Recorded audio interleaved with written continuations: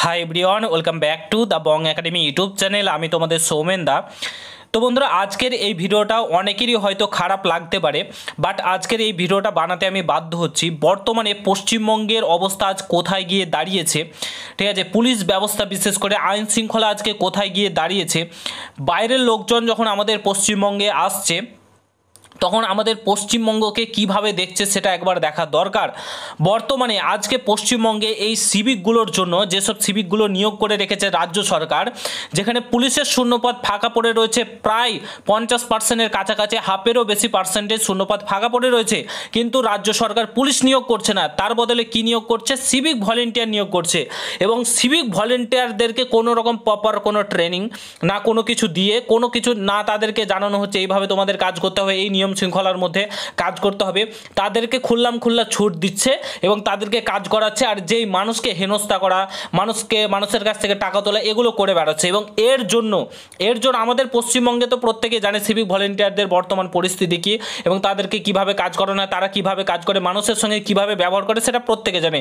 But বাইরের রাজ্যগুলোতে, আমাদের ভারতবর্ষের মানে প্রত্যেকটা রাজ্যে যে আমাদের রাজ্যটাকে কিভাবে দেখা হচ্ছে, পুলিশ ব্যবস্থাটাকে কিভাবে দেখা হচ্ছে, সেটা একবার দেখা দরকার তোমাদের প্রত্যেকটা। জানি আজকের এই ভিডিওটা বেশিরভাগ পুলিশ অ্যাসপিরেন্টরা দেখছো, তো কিভাবে আমাদের রাজ্যটাকে দেখছে শুধুমাত্র এই সিভিক ভলেন্টিয়ারদের জন্য, কিভাবে পুলিশ ব্যবস্থাটা দেখছে, আইন শৃঙ্খলাটাকে কিভাবে দেখছে, সেটা তোমাদের অবশ্যই একবার দেখা দরকার।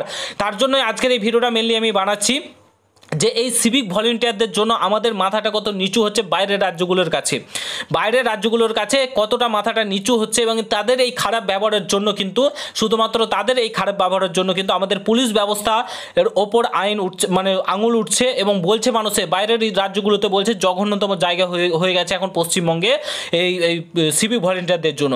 কেন বলছি, পুরো ভিডিওটা দেখো। চ্যানেলে যদি নতুন হও অতি অবশ্যই চ্যানেলটাকে সাবস্ক্রাইব করে পাশে থাকা বেল আইকনটাকে প্রেস করে দেবে, যখনই আমি নতুন ভিডিও আপলোড করবো তার নোটিফিকেশন সর্বপ্রথম পেতে অতি অবশ্যই চ্যানেলটাকে সাবস্ক্রাইব করে দেবে। ফার্স্ট অফ অল তোমরা এই ভিডিওটা একবার দেখো, ঠিক আছে, তারপরে আমি তোমাদেরকে কথা বলছি। এই ভিডিওটা ফার্স্ট অফ অল একবার দেখো। दो तीन स्टेट ऐसा है कि हम लोग थोड़ा परेशान। जैसे सबसे पहला अगर देखेंगे तो बंगाल में जो है ना, आपको आरटीओ वाला वो उतना परेशान नहीं करेगा जितना जो ट्रैफिक वाले जो रोड पे है, ब्लू कलर का ड्रेस वाला, उन लोगों को वो साहब का पोस्ट लेकर रखे, वो लोग भी परेशान करते हैं। बंगाल में चलता है डंडा टैक्स, तो जितना टायर बढ़ेगा ना आपका उतना टैक्स लगेगा आपको। तो बड़ा को ऑफिसर आएगा तब उनको फिर 20-50 दो निकल जाओ।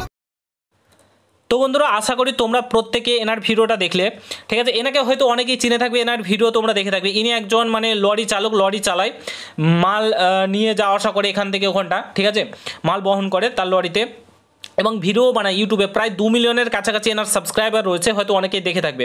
এবং ইনি ভিডিও বানায় ইউটিউবে এবং প্রত্যেকটা স্টেট ঘুরে কম বেশি, মানে প্রত্যেকটা এই স্টেট থেকে ওই স্টেটে জিনিসপত্র নিয়ে যাওয়া আসা করে, এটা তোমরা প্রত্যেকে জানো। এবং ভিডিও বানায় প্রায় 2 মিলিয়নের কাছাকাছি। ইনি একটা ব্রডকাস্টে গিয়ে ইনি কি বলছেন, এনাকে জিজ্ঞাসা করা হয় কোন রাজ্যে তোমাদের সবচাইতে ডিফিকাল্ট হয় নিয়ে যাওয়া জিনিস, মানে যাওয়া আসা করার জন্য, কোন রাজ্য বলছে? সর্বপ্রথম রয়েছে আমাদের কোথায়? ওয়েস্ট বেঙ্গল। ব্লু ড্রেস পড়া, মানে ব্লু ড্রেস বলতে সিভিক ভলেন্টিয়ারদেরকে বোঝাতে চাইছে।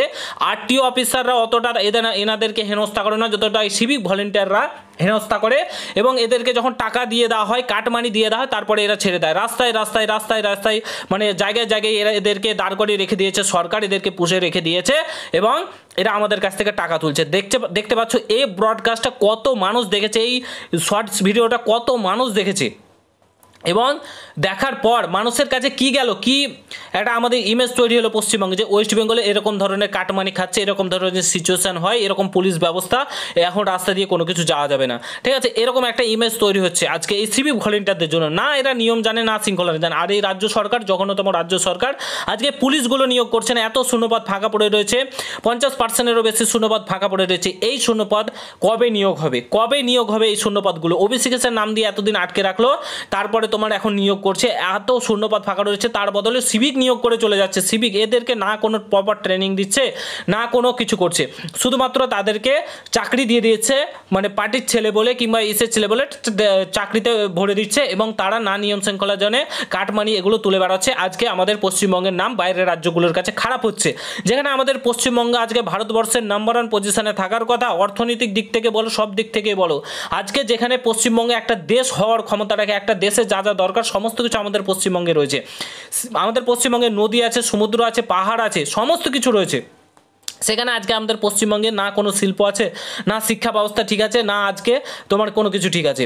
তো এই সরকার এই ধরনের কাজ করে বেড়াচ্ছে, পুলিশ নিয়োগ না করে আজকে সিভিক ভলেন্টিয়ার নিয়োগ করছে, এবং এই সিভিক ভলেন্টিয়ারদের জন্য বাইরের রাজ্যে আমাদের এরকম অবস্থা হচ্ছে।